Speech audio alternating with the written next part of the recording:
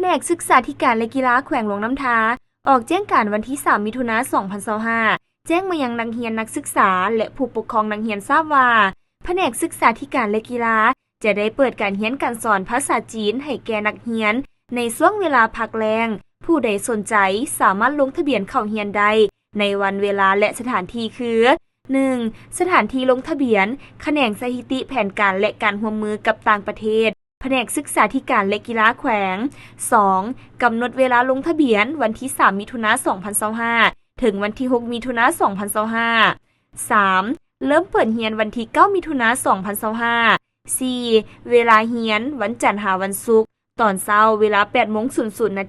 หา 11:30 น. ตอนแลงเวลา 13:30 น. หา 16:00 น. ค่าลงทะเบียน 450,000 กีบต่อคนต่อเดือน